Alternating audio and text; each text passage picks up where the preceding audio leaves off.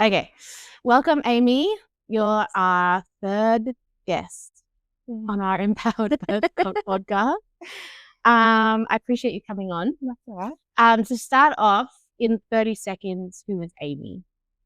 I am a mom, a sister, a daughter, Aboriginal woman.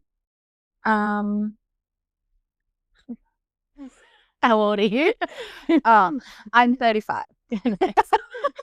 And how many kids do you have? Just one. Yeah, okay, cool. A little boy, right? Yes. Yeah. Little boy Ziggy. What do you do in like your spare time? I have no spare time due to being a sole parent, but spend a lot of time with my family, really close to my family. Have Ziggy play with his cousins and uncle, hang out with friends, go to the gym. Yeah, cool. Yeah, good. Well, yeah, thanks for coming on. You've only had one baby, so this is perfect because we can do your first birth. So yeah, you were single, right, when you found out you were pregnant? Yes. Yeah. Very unexpected. Yeah, okay. I just went to a normal doctor's appointment and I walked out pregnant. And so did you know? I had no idea. No, I went to a normal doctor's appointment for something completely different. Yeah. And I even spoke to the doctor during that appointment about maybe trying to do IVF by myself as a single person. Yeah, wow. So well, she knowing that yeah, she wrote me referrals to like go and get, fertility checks and stuff like that. Yeah. And then I told her about a symptom that I was having that I did not know was anything to be pregnancy related. Yeah. And then she was like, oh, let's just double check. And I was like, all right. And then she was like, so this test was positive. And I was like, yeah, okay. That's crazy. I didn't know that. So how far along were you when you found 2 weeks. Oh, shit. Yeah. So really early. Yeah. Really. What symptom were you having, if you don't mind me asking? Well, if it's embarrassing. It's quite a personal. So it's not nausea or something? No, not a regular symptom. That's why I was like, oh, just I'm having this other issue and like blah, blah, blah. And she was like, yeah, right. Okay. Yeah. So 2 weeks you found out. Yeah. So if you were going to plan to do IVF and everything, like what was your time frame? I didn't have a time frame. I just wanted to like start looking more into it. Yeah, okay. Because I was 32, so I was like, gotta start planning. Yeah. So you weren't actually ready yet? No, I just wanted to like know if I could even get pregnant because I'd been married and we'd try to have a baby and we never got pregnant. So I was like, can I even have a baby? Like, just wanted to know my options. Yeah, if you can even have one. Yeah, and the option was give it yeah. Yeah, cool. Okay. So then what does the next few steps look like? Well, it was actually really a stressful week on top of the stress of just like being pregnant because so she was like, okay, the test is positive, don't eat sushi, blah blah blah. And I was like, hang on a minute. One test is not a pregnancy. And she was like, yeah, no, it is. And then I was like, okay. And then so she's like, when was your last period? And I was like, I don't even know what my name is. Just tell me I'm pregnant. Yeah. Still processing. And then like I couldn't remember when my last period. I couldn't remember anything. Yeah.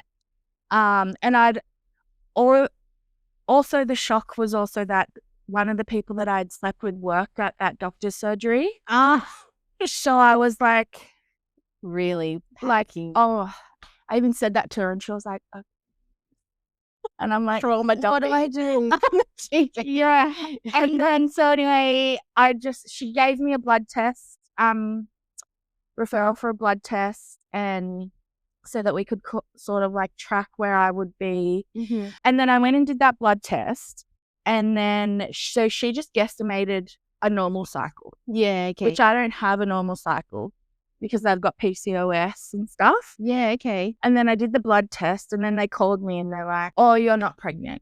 Oh. But meanwhile, I'd been doing like heaps of home pregnancy tests. Yes. And all of them just kept getting more positive and more positive. And then they were like, oh, no, you're not pregnant. And I said, are you sure? Because I keep doing tests Yeah. And they're like, yeah, no, you'll probably just bleed soon. And I'm like, oh, okay. And they're like, do another blood test just to make sure that like your HCG is going down. I'm like, okay. Yeah. So I went and did another blood test. Bloody hell. And then I also called in sick to work because I was like, I'm stressed. I just need some time. And then when I was on the phone to the doctor in between doing the next set of blood tests, I was like, oh, I remember when I got my period. And I told her the date and she was like, oh, then you are pregnant. Oh my God. And I'm like, what? I'm like, so am I eating sushi or not? Yeah. Like, what do you mean? Yeah. And then she was like, no, I estimated a different date, which would have meant that you were not pregnant. But now that that's when you're blah, blah, blah, you are pregnant. And then I did that other test and the HCG just like skyrocketed and they were like, Yeah, okay. yeah, you are pregnant. Oh my God. Yeah. And was that over like 2 or 3 weeks or something? No, just 1 week. 1 week. One My week. God. Yeah. It's like a roller coaster. Yeah.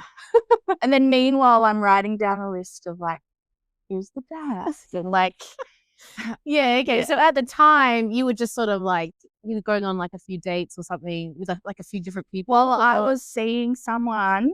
Yeah. And then he was like, I need a break. And I was really heartbroken. Yeah. And I did the bad behavior of, well, I'm heartbroken, so I'm just going to go fine, you know. Distraction. Yeah. And then the week that I found out I was pregnant, we got back together. Yeah, right. Okay. So it was a very short window. To get pregnant. Yeah. Yeah, okay. Wow. That's full on. So what do you think happened with the blood test that said that you weren't pregnant? Were they just No, it was just not as high for when she estimated that my cycle would be at. Yeah, okay. Yeah. So the HCG level didn't match what she thought Yeah, it should have been. But then when I told her when my period was, she was like, oh, it does match. Yeah, right. Okay. Yeah. Yeah, cool. Okay. And so then did you talk to the partner at the time about the pregnancy or? Yes. I told him and then told him that I'd also slept with someone else. Yeah. And then broken up. Yeah. And then it was like just we stayed together. Yeah. So we ended up like I had to do some research about like what to do to find out how to find out who the dad was and stuff like that. Yeah, okay. And then we just did some blood tests and stuff with other people. Did you have to do that yourself? Like, did you like what does that process look like? So, well, I asked the doctor first, and then she sort of led me in like a certain direction, and then we just did some research and that you can do it like while you're pregnant because the baby's blood is in your blood. Yeah, okay. So you can do it via a blood test, but it's like really expensive. Yeah, okay. But one of the potential fathers wanted to do that, so he just paid for it and we did that. Yeah, okay. I did other tests when Ziggy was born. Yeah, right. Okay, cool. So what was the pregnancy like? Did you have many issues? Pregnancy was fine. Yeah, okay. I was pretty lucky. Yeah. Very lucky. So then what did your health provider look like? Did you go and see a midwife or? Yeah, so after my like few appointments with the GP, then she referred me to the hospital for the midwife appointments. And that was actually really annoying because I was considered high risk due to my weight. And that was the only reason. Yeah, right. And so they wanted me to go to the high risk clinic, which was in Gosford. Yeah. But I live on the northern end of the coast. And I just was like, I know that I get that it's my weight, but like that's the only thing. And this is ridiculous. I'm fine. What were they worried is going to happen? Like what does that look like? What risks are they looking at? I don't know. Yeah, okay. Yeah, I don't know. They were just saying that I was considered high risk. Yeah, okay. And then, so I argued with them for ages and they were like, well, and I said, no, I'm not going to Gosford. Like, I just want to go to the regular one at Wyre. If anything goes wrong, obviously I'll do the right thing. But for now, like, if it's only my weight, then that's crap. Yeah. Yeah, 100%. Yeah. And like, especially if you're just getting checkups. Yeah. Or like it's just regular appointments. Yeah. Or your birth, like it's just talking about your birth plan and stuff. And like, yeah, it's weird. Yeah. Okay. And did you go through, because I know there's an Aboriginal.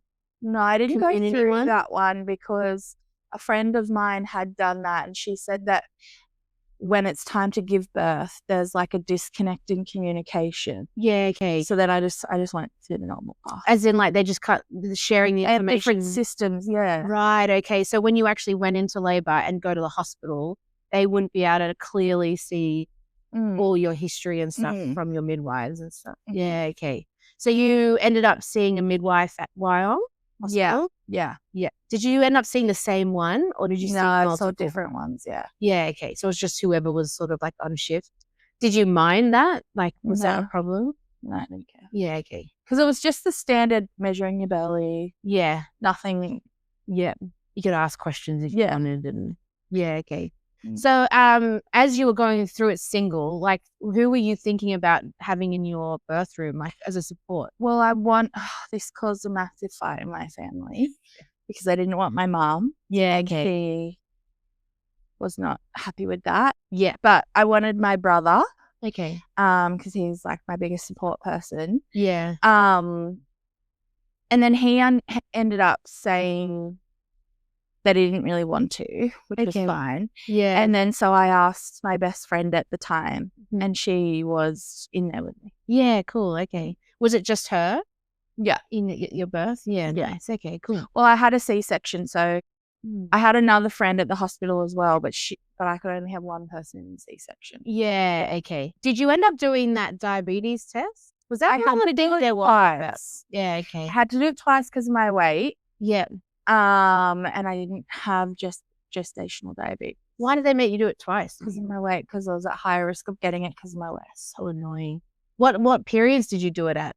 Really early, and even at the pathology place, they were like, "This is too early," and I was like, "Yeah." Tell that to the midwife making you do it. Yeah. But yeah, I did it at the normal time, but also earlier. Yeah. Okay. Nice. Yep.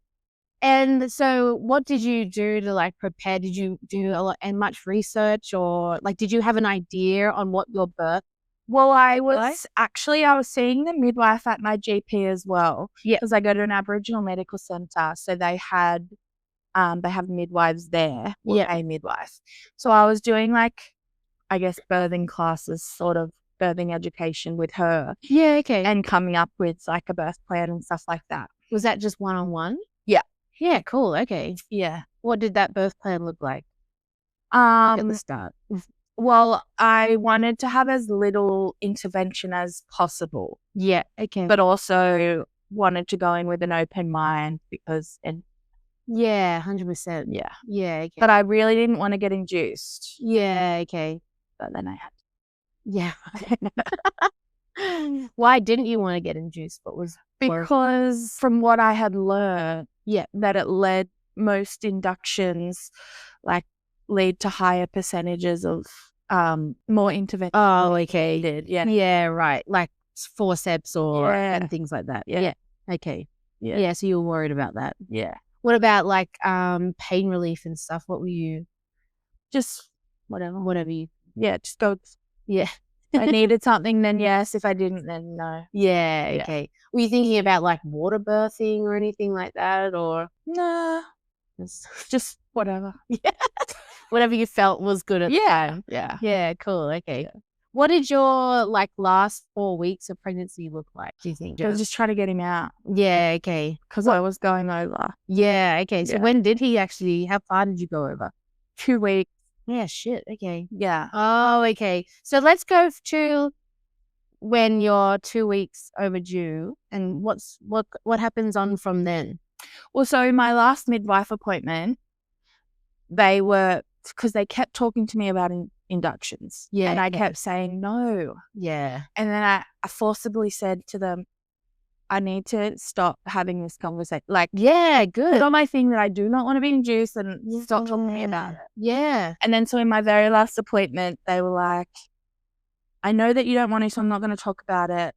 And I think it was like a couple days before my due date, this appointment was. Mm-hmm. And then I said, okay, so what happens from here on out? Like, do I just be pregnant forever?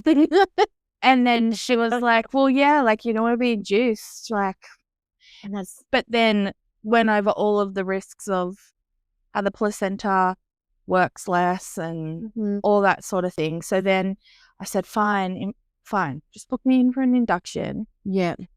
And it was like in 2 weeks. Mm-hmm. And I was like, but hopefully like I go into labor before that. Yeah. So at your 40-week appointment, that's when they started. Yeah. They booked you in for 2 weeks. Yeah. Yeah. Okay. So you obviously quite pressured into being induced to a certain point. Yeah. Like they were. But then because it was already my due date, I felt like. Yeah. Okay. I like had not so much was pressured by them, but I felt like I had no other choice. Yeah. Okay. You didn't know what else. Yeah. I was like, well, I can't just be pregnant. Yeah. Very cool. Yeah. Okay.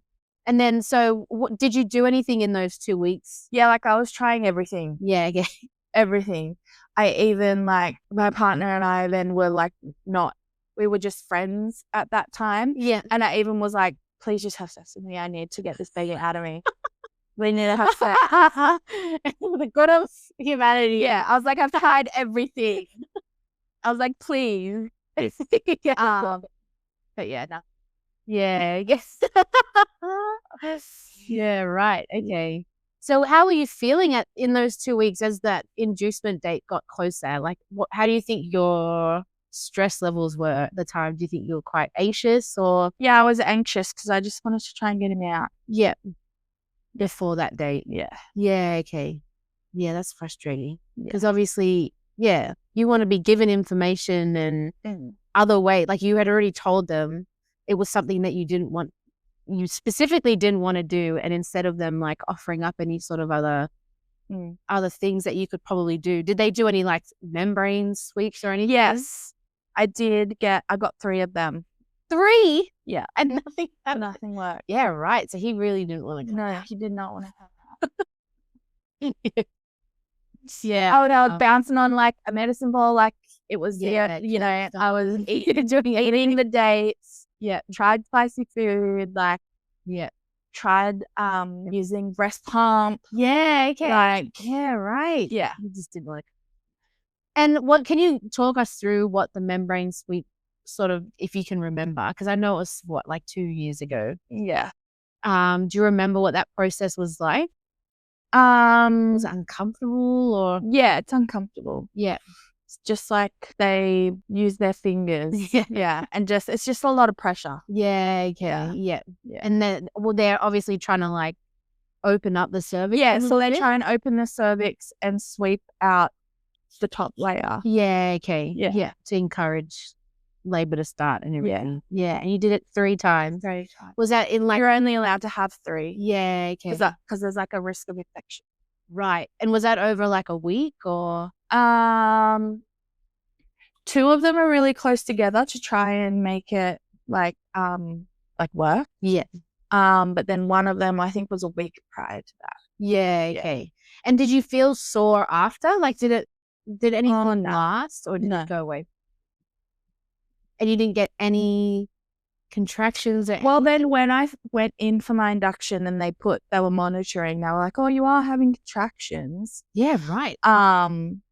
But it didn't feel like, obviously I'd never had a baby before. I didn't know what contractions were. Yeah. But it was just like a small tightening that I'd always been feeling or whatever. Okay. But then when the induction started, like I did go into labor. Yeah. But like I was only dilated to like 3 centimeters. Okay. And I wasn't in like, they were like, oh, it hasn't worked. Okay. And then they wanted to do more induction techniques. And I said, no, going home. Yes. And then they were like, oh, you can't go home.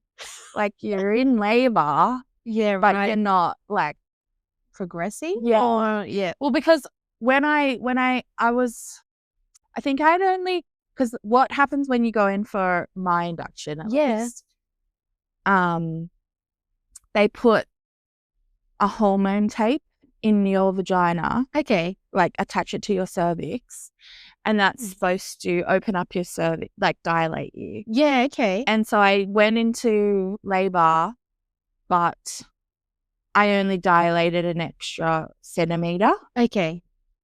So they were like, oh, well, it hasn't worked. Like, usually you're supposed to have progressed more. They were like, we want to try another induction technique, but it'll take like at least another 12 hours before it fully kicks in or whatnot. Yeah, okay. And then I was like, no, like I didn't even want to be induced in the first place. Yeah, that's right. And I don't want to wait another 12 hours and then it might not even work again. Yeah. I was like, I'll just go home and wait for like Substantial labor to progress. And then they were like, no, you can't. Okay. And I said, well, and because they didn't even offer me a C-section. Yeah, right. And then I was like, well, can I get a C-section then? And they were like, oh, like, if you want. And then I was like, well, I either want to go home or get a C-section. Yes. They let me think about it for a bit. Yeah. And then I was like, yeah, no, I want a C-section. Yeah, okay. And then I had to wait 6 hours because I had eaten breakfast. Oh, no. That's true. Yeah. And then, 6 hours had passed. And then, I went in for my C-section. So you went in on your like 40th day, do you reckon? Or 42nd day, sorry. 42 weeks on the day or? Just before 42 weeks. Yeah, right. Yeah. And so they tried one method of inducing you and then which didn't work. Did you feel any contractions? I felt contractions, but they weren't very intense or anything like that. What did they feel like? Do you remember? Like bad back pain. Yeah. Waves of bad back pain. Yeah.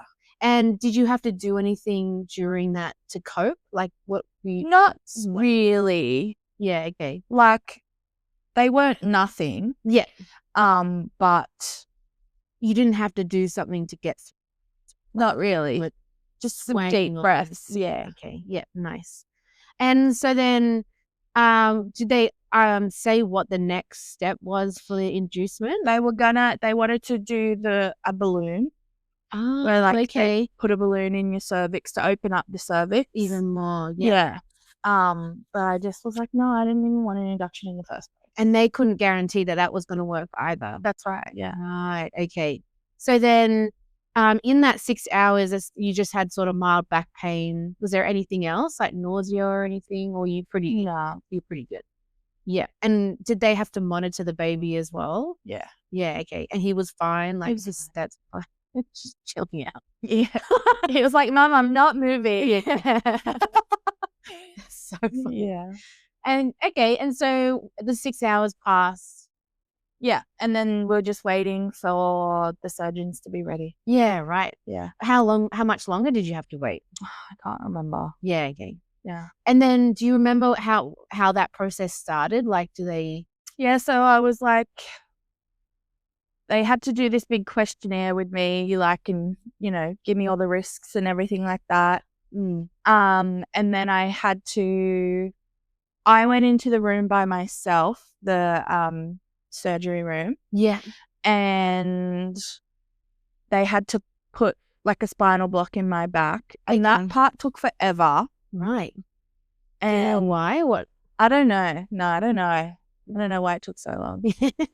But it took forever. Yeah, okay. And I was starting to get really anxious. Yeah. Because it was taking so long and Amanda, my support person, was not in the room and I was like, And then anyway. There on your own? Anyone else in there? Just the staff. Yeah, okay. Yeah. But they didn't no, they were just holding a hand or helping. They were holding my hand because I had to bend forward like this, which was obviously so hard because I was so pregnant. Yeah. But I had to get my spine in the right position. Okay. Or whatever. Mm-hmm. And so, that finally worked. And then they had me on the bed for ages. And when I was laying down, there was a mirror. Oh. And I could see, it was on, my stomach. And I was like, that mirror has to move. No. Sorry. Oh, my God. And then eventually it did move. And I was like, thank God. But then I was like, where's Amanda? We have to bring, and because I started feeling sick, I was like, no, I'm going to vomit. Okay. And then they had to give me more medicine. They injected me with something to take my nausea away because I was like, I'm going to vomit. Yeah. And And then, so I couldn't feel anything.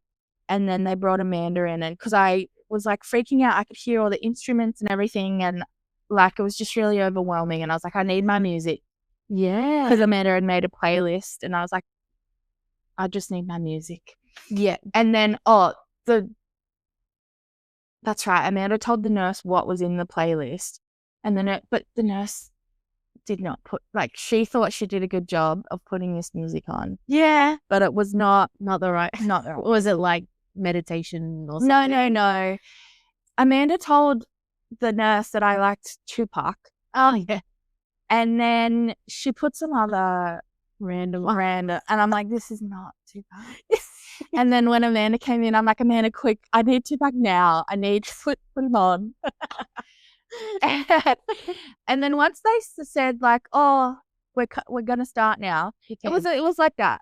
Really? Yeah, they were like, we're gonna start. Okay, 2 minutes. You're gonna meet your baby. And then he was just there. Wow. Yeah. So it didn't take long at all, because there's a lot of layers to cut through, right? Yeah. It didn't take long. Did you feel anything? No, not that I remember. Yeah, okay. Because some people say, like, even though the pain's gone, you can still feel things like moving. I could feel that they were moving me, that I was moving. Yeah, right. But like I couldn't feel what they were doing. Yeah. Could. Yeah. And but I was really nervous about what he was gonna look like. Yeah. Because I was like, is he gonna look like a stranger? Like, I was nervous that I wouldn't, I don't know. Yeah, that you wouldn't like automatically bond or or connect with the baby. Yeah. But yeah, no, he looked like my family. Oh, good. Yeah. And then, so what did they do? They put him on. They like showed me him. Yeah. And he weed back inside my uterus when they were holding him up. They were like, he's weeing in your uterus. I'm like, okay, cool.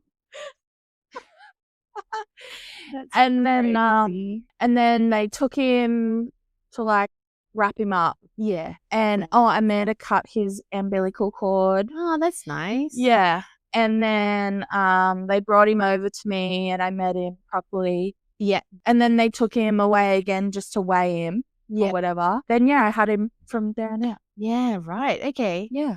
And so what did did they obviously stitch everything back up? Yeah, so they stitched me back up and everything. Yeah. I got wheeled into the recovery room. Yeah. And during the recovery room, it was so full on in that recovery room because the midwife's trying to put him to breastfeed, but then the other nurse is trying to go like, move your feet, like to see if it's all wearing off, and I'm like, oh, okay. And I'm like, well, I don't know what to do. Like, what's going on? I can't feel anything.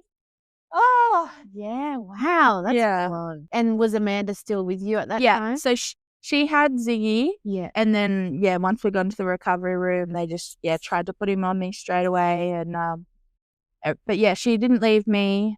And neither, Ziggy and her were there the whole time. Still, that's overwhelming. There's two people trying to make you do all these completely different things. Yeah. I'm sure the breastfeeding could have like waited. Yeah. Just a little bit until they Yeah. did their little movement dance. Yeah. And then what does the postpartum stuff look like? They took your placenta out, right? Like the surgeon took all that out? Yeah. Did they tell you anything about it? Did you look at it? No. I wasn't given the option. No. Yeah.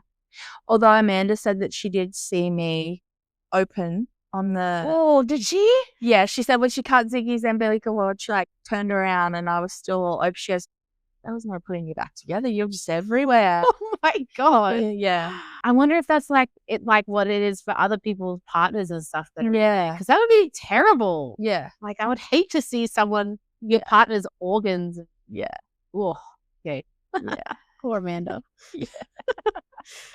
Yeah, right. Yeah. And so what did the healing look like? So how long did you stay in hospital? So I gave birth to him on the Tuesday and I left on the Friday afternoon. Yeah, okay. Yeah. Is that mandatory for a Caesar? Like did they give you the option to leave earlier? Yeah, or stay longer? They were saying for me to stay as long as possible because it's easier in hospital. Like you get all the help from the nurses and all that sort of stuff. But I was in a room by myself, just luckily enough. And the only reason I left I was going to leave on the Saturday. Yeah. But then someone came into my room on the Friday. So I was like, oh no, I wouldn't want to share. Because I was like naked the whole time, you know, trying to breastfeed, and I was really hot. So I was just naked the whole time, pretty much. Yeah, when someone else came in, I was like, no, I'm good. Leave it. Yeah. Get me out of here. Yeah. What was like, so the nurses, they bring the baby to, do they take him away anywhere at any point? He just stays with you?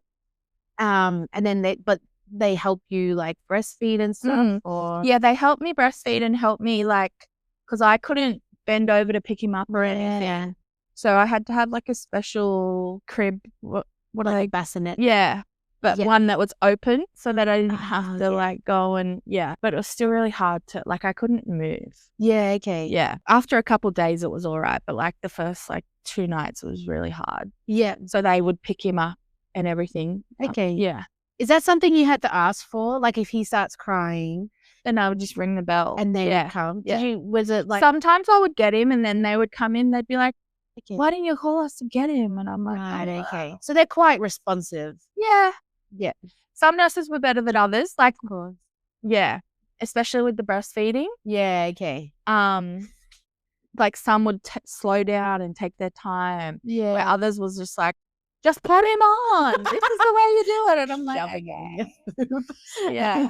Okay. But then, and actually he had a tongue tie, but they didn't pick that up in hospital. Yeah, okay. And so it was frustrating. Yeah. It was really hard to breastfeed. Yeah. My friend is a nurse and she picked it up when she came to visit us at home. Yeah, right. Yeah. If you pick it up super early, can they grow out of it in a couple of weeks? You can get it cut sooner so that it's easier to breastfeed. Okay. Because he wasn't latching properly because of his tongue tie, then I had a supply issue. Yeah, of course. So then I was really, like, I had to give up. Well, I didn't have to, I guess, but it was much hard. I was producing like 30 meals, which wasn't feeding him. That's the most I ever produced at one time. Yeah. And I was like trying to feed and then pump and then blah, blah, blah, blah, blah, while all on my own. And I was like, it's too much. It's gonna be, 100%. Yeah, okay. So that's annoying. So if they had picked it up in the hospital, it might have helped your feeding journey. Yeah. So you wouldn't have had that issue. Yeah. Yeah. And what about your scarring and stuff? Like, fine. They put a special, because of my body type, they put a special dressing on it. Okay. And I like healed so quick and my scar was great. Never had any issues. Yeah, okay. Yeah. What about pain relief? Were they able to give you much? Yeah, endone. Yeah, okay, cool. One of the nurses was like, you're not taking enough of it. And then I was like, oh.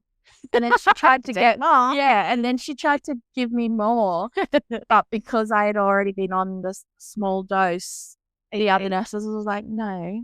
And then they didn't increase it. Yeah, I was all right. Yeah, okay. So they're not like expecting you to have paracetamol or something. No. Get through that. Yeah. Even when I went to get up the first time, the nurse was like, you need to take endone first. She's like, don't get up there. Yeah. I was like, okay. And what are your restrictions? Because I know you can't drive for 6 weeks, right? Is there anything else? I got cleared after 4 weeks. Okay. Yeah. Nice. So I just had to go to the doctor. It depends. The thing is that it depends. It's your car insurance. Oh. Yeah. So it's because it's not to do with like medical things. It's your car insurance. Yeah.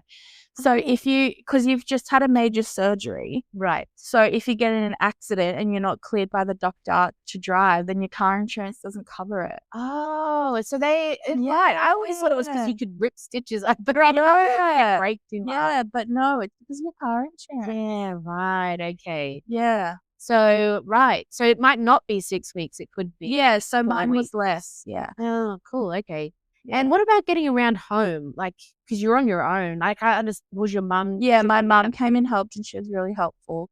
She had to help me, like, because you can't bend. You can't really bend over. For how long did that last? I think by 3 weeks, I was pretty all right. Yeah, okay. Still taking it, obviously, very easy. But, yeah. But yeah, like, by the 6 weeks, I was pretty easy to get around. Yeah. Yeah. Yeah, cool. And it's healed up and everything. You said everything's fine really easily. Yeah. So I got the special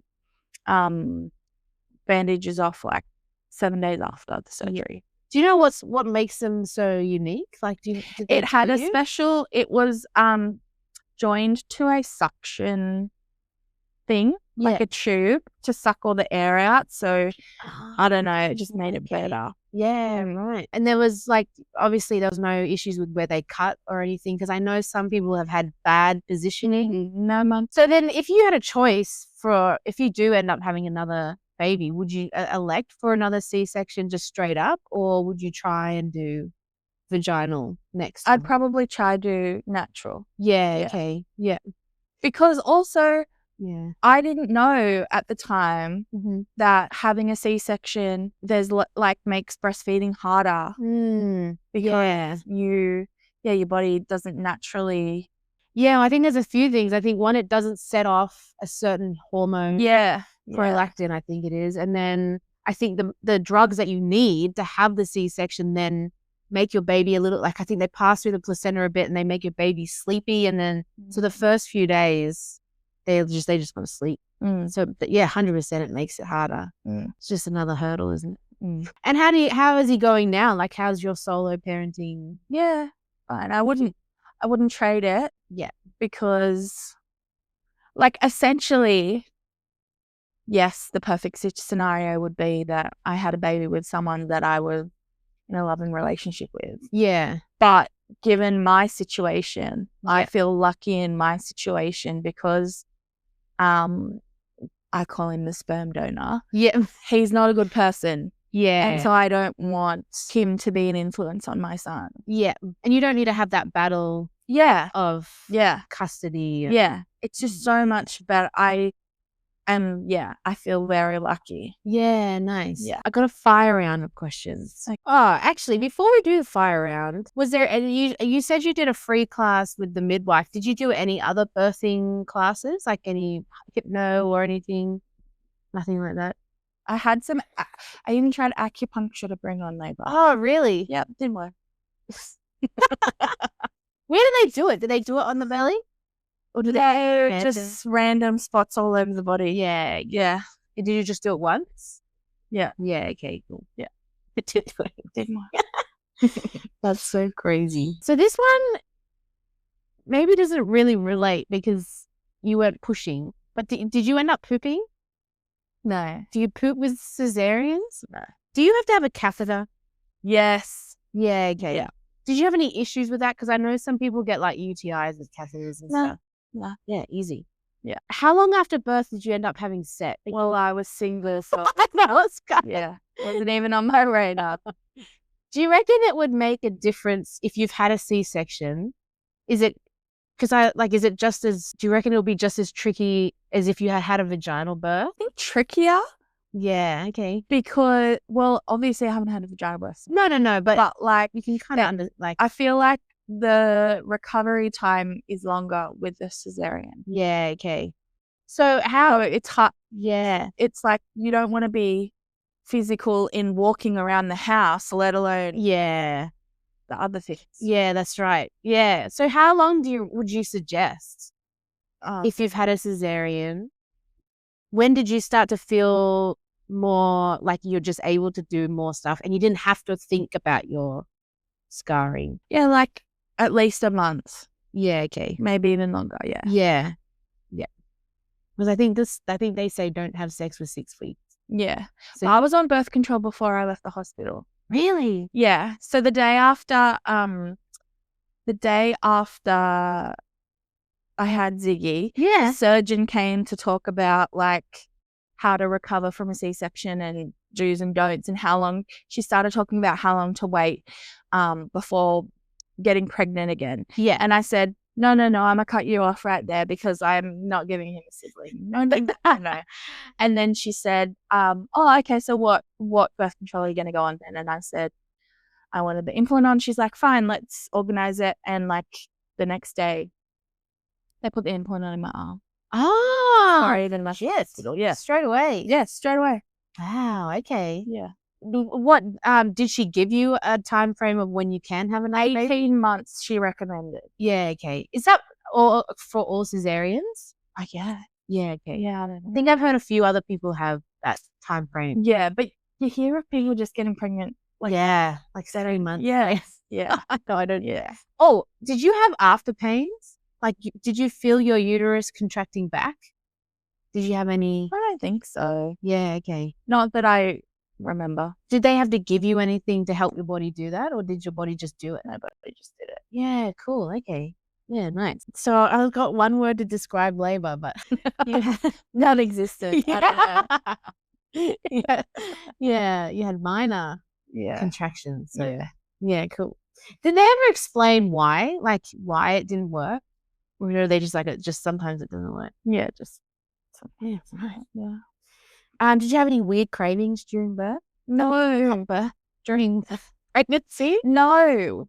Not really. Were you I had- fascinated on anything? No, I had like things that I didn't like as much. Well, like I lost Yeah, a bunch of weight when I was pregnant. Yeah, right. I was only this, by the time I was full term, I was the same weight as when I had fallen pregnant. Really? Yeah. So you hadn't like lost or gained. As you I were lost growing. weight. Oh, Yeah. right. So as you were growing the baby, it was like eating you pretty much. Or, yeah, Like your weight was transferred. yeah. But I had food aversions, but not because they were making coffee. Ziggy hated coffee, and it's the only when I vomited was when I would like force myself to have coffee because I love coffee. Yeah, okay. Ziggy was like, "Bitch, you're not having coffee." Yeah, Not this time. no. Really? That's funny. Yeah, Bodies are weird. yeah. Yeah. What other aversions did you have? I didn't have cravings for sweet food, which when I'm not pregnant, love sweet food. Yeah. But I did like lollies more, where I'm not a huge lolly person. Yeah, okay. But yeah, I tried to eat better. Yeah. Because I was, growing human. Yeah. You just Yeah. actively picking better foods or something. Yeah. Yeah. One must have for going into labor. I don't know. What would you, if somebody else was to get a Caesar, what would you recommend they have? Was there something that you really wish you had for a Caesar, or? You know what? A fan. Yeah. A fan, yes. Because I was so hot in the hospital. Yeah, right. Was there something you brought? You're like, I don't know why I brought that. I didn't even use it. It's like there's heaps of stuff that you don't actually use. Yeah, yeah. You're not a super materially person. No. Like, I feel like you don't just buy things. The one thing that I did buy that was expensive that I didn't usually buy was a pair of pajamas for the hospital. An expensive pair from Peter Alexander. Yeah, right. You use them? Yeah, I live in it. Yeah. Yeah. Oh, okay, that's good. Yeah. At least you're able to use it. Yeah. Was there anything, like, I know you said the post recovery stuff was a bit chaotic in the first few hours, would you, or even just during, like, when they're preparing for the Caesar, is there anything you wish that had been different that would have made you feel a bit better about it all? I think having Amanda in the room earlier I would have liked that. Yeah. So just having a support person. Yeah, then the whole time. Yeah. Okay. Yeah. Nice. Well, thanks for coming on. I appreciate it. Appreciate you sharing everything that you did. You're our first Caesar birth, so it's kind of cool. Oh, okay. Get a little bit of a different understanding of how it works and everything like that. So yeah, I appreciate it.